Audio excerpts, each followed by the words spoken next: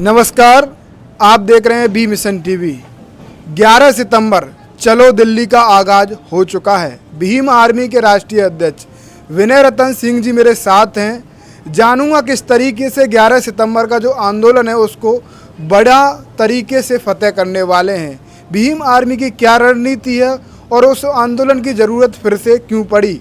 चंद्रशेखर आज़ाद जी ने साफ साफ ऐलान किया है, अब कोई बातचीत नहीं होगी, संघर्ष होगा। विनय रतन जी, बहुत स्वागत है आपका। शुक्रिया। जय भीम जय जवाहर। कैसे देख पा रहे हैं एक बड़ा आगाज चंद्रशेखर आज़ाद जो सांसद है उन्होंने कर दिया है। देखिए, वो फूले साहब अम्बेडकर की रुकी हुई क्रांति को आगे की ओर लेके जा रहे हैं जी। और हर शोषित वंचित की आवाज़ भाई चंद्रशेखर आज़ाद। आंदोलन जो आगाज हुआ है वो कैसे आप फतेह कर पाएंगे, बड़ी चुनौती है। एक आंदोलन 21 को भी हुआ, आपने समर्थन भी किया, कैसे रामलीला मैदान। देखिए, यहाँ की मौजूदा सरकारों को ये लग पड़ा है कि बहुजन समाज के लोग कमज़ोर हैं। उनको ये बताया जाएगा 11 तारीख को रामलीला मैदान में कि हम कमज़ोर नहीं, ताकतवर हैं जी। लोकतंत्र का सही मतलब उनको बताया जाएगा। देखिए, जब जब सत्ता सरकती है, जब जब सत्ता आंदोलन की ओर बढ़ती है, तो उस समय के राजनीतिक गलियारे के जो लोग हैं उनको बड़ी परेशानी खड़ी होती है। कैसे आप सपोर्ट करोगे एक आंदोलन को? आप एक पूरे संगठन के देखा रेखा कर रहे हैं, उधर चंद्रशेखर आज़ाद पार्टी का देखा रेखा कर रहे हैं, आपकी तरफ से क्या रणनीति बनी है? देखिए, हमारी रणनीति तैयार है, रणनीति बताई नहीं जाती है, ठीक है। बस मैं आपको ये बता दूं दिखाई जाती है कि भारत के हर कोने कोने से, भारत के हर जिले, हर विधानसभा से 11 सितंबर को लोग जो हैं रामलीला मैदान पहुंचेंगे, बहुत मजबूती से पहुंचेंगे और अपने हक अधिकार की आवाज़ को बुलंद करेंगे। जो बात भाई चंद्रशेखर आज़ाद जी ने कही, अब कोई वार्ता नहीं, संघर्ष होगा। बिल्कुल, संघर्ष के लिए हम सब लोग तैयार हैं। उनका एक स्पीच भी वायरल हो रहा है कि रामलीला में संविधान लीला करूंगा। ये स्पीच मैंने रिकॉर्ड किया था बांदा में। तो क्या संविधान लीला क्या मतलब है?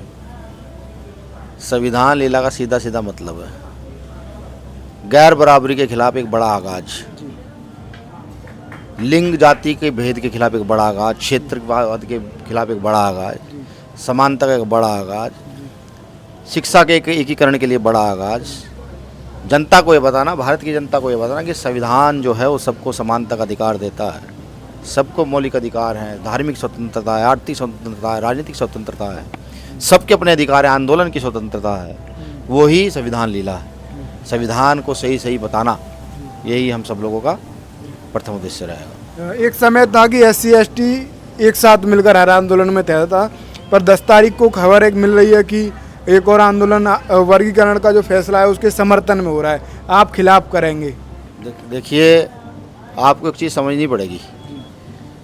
पेड़ का पहले बीज लगता है, जब पेड़ बड़ा होता है उस पर पत्ते आते हैं, टहनी आती है, फल फूल आते हैं, ठीक है। अगर कोई ये कहे कि पेड़ का पत्ता जो है वो पहले आएगा और जड़ बाद में आएगी, ऐसा नहीं है। हमारी मांग जो है वो जातिगत जनगणना की पिछले कई सालों से चल रही है। लगातार पूरे देश में ज्ञापन के माध्यम से, आंदोलन के माध्यम से भीम आर्मी भारत एकता मिशन के लोग जातिगत जनगणना की बात कर रहे हैं। बिहार में उसका कुछ अंश देखने को भी मिला। ये जातिगत जनगणना पहला हमारी प्रायोरिटी की पूरे देश की जातिगत जनगणना की जाए, कहाँ कितनी आबादी है, कहाँ किन किन जातियों के लोग हैं। दूसरा कि इस देश में बहुत सारा बैकलॉग आज भी खाली है, उस बैकलॉग को भरा जाए। देखिए, महत्वपूर्ण चर्चा एक है देश के अंदर, देश एक है, संविधान एक है, लेकिन शिक्षा प्रणाली जो है वो विभिन्न है। पैसे वालों के लिए अच्छे कॉन्वेंट, मिडिल क्लास के लिए छोटे प्राइवेट, गरीबों के लिए प्राइमरी। इसके खिलाफ भी हमारी जंग जारी है। इस देश में शिक्षा का एकीकरण होना बहुत ज़रूरी है, ठीक है। जब तक ये जानकारी नहीं होगी कि शिक्षा का कितना प्रभाव है, जब तक ये जानकारी नहीं होगी कि हमारी आबादी कितनी है, तब तक आप वर्गीकरण का सरकार कैसे कर देगी।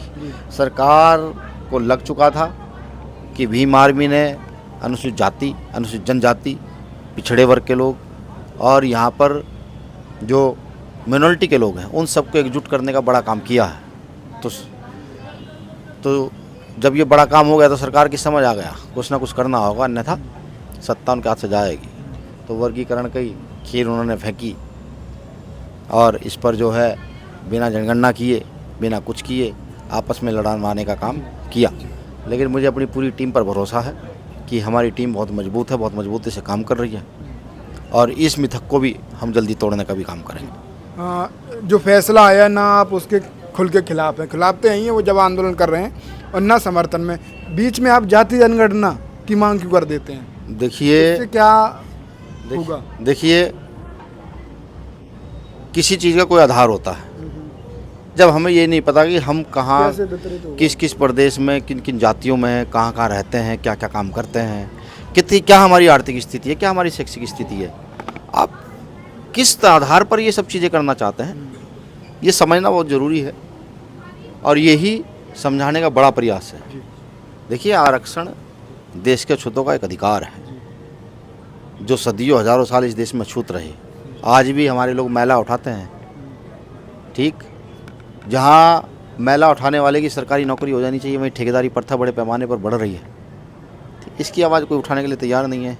चंद्रशेखर भाई ने इसकी आवाज़ को संसद में उठाने का काम किया और कहा कि मेरे परिवार के लोग जो रात दिन मैला उठाते हैं, सुबह 4 बजे उठकर जाते हैं और शाम को 9-10 बजे घर लौटते हैं, ठीक है, एक समान काम समान वेतन का अधिकार उनको भी है। इस पर सरकार कभी कोई निर्णय नहीं लेती। इन्हीं आवाज़ों को जब मजबूती से उठाया गया है तभी तो सब परेशानियाँ शुरू हुई हैं। हम SC ST OBC माइनॉरिटी के लोग एक साथ हैं और बहुत मजबूती के साथ एक साथ होकर आगे बढ़ेंगे। मैं चाहूँगा 11 सितंबर का जो आंदोलन है उसको लेकर आपकी देश भर में रह रहे भीम आर्मी के लोग, बहुजन समाज से क्या अपील है? देखिए भीम आर्मी भारत एकता मिशन के साथी, आज़ाद समाज पार्टी काशीराम के सभी साथियों से मेरी अपील है कि 11 सितंबर को पूरी मजबूती के साथ दिल्ली रामलीला मैदान पहुँचें। सरकार को ये बताएं कि हम अभी जिंदा हैं। डॉक्टर अंबेडकर, फूले साहू के इस आंदोलन को हम आगे बढ़ाने के लिए तैयार हैं। आरक्षण हमारा हक है, वो हक किसी भी प्रकार से छोड़ा नहीं जाएगा। आरक्षण के खिलाफ लड़ाई को जो लोग तेज कर रहे हैं उनको भी मुंह तोड़ जवाब दिया जाएगा। सरकार को भी ये बताया जाएगा कि देश के अंदर लोकतंत्र है। बंटवारा तुम जो करना चाहते हो वो बंटवारा हम नहीं होने देंगे। हम अपने परिवार के सभी साथियों को साथ लेकर के आगे की ओर बढ़ेंगे और इस आंदोलन को आगे बढ़ाएंगे। वह हमारे महापुरुषों ने जो कहा कि जिसकी जितनी संख्या बारी उसकी उतनी हिस्सेदारी के लिए हमारे महापुरुष लड़ते हुए चले गए, इसी हिस्सेदारी के लिए हम भी लड़ेंगे। सरकार से हमारी विशेष मांग है कि हमारे आरक्षण में बढ़ोतरी की जाए। 5% आरक्षण वंचित वर्ग के लिए अलग से स्थापित किया जाए। विनय रतन जी मेरे साथ थे। लगातार वो एक बड़ी तैयारियों में लगे हुए हैं। 11 सितंबर को आंदोलन है दिल्ली में, ये देखने हुआ किस तरीके से वो इस आंदोलन को फतेह करेंगे। फिलहाल आप देख रहे थे बी मिशन टीवी। अपनी प्रतिक्रिया कमेंट में दें। साथियों, जैसा कि आपको पता है बी मिशन टीवी हमेशा ग्राउंड जीरो की रिपोर्ट आपके बीच रखता है। अगर आपको हमारा काम पसंद आता है तो बी मिशन टीवी को आर्थिक मदद करें, जिससे कि हम यूं ही निरंतर ग्राउंड लेवल पर काम करते रहें। स्क्रीन पर दिख रहे QR कोड को स्कैन करें और अपने दान की राशि बी मिशन टीवी के खाते में भेजें। QR कोड के अलावा आप हमारी UPI ID bmissiontv@ybl पर भी मदद भेज सकते हैं।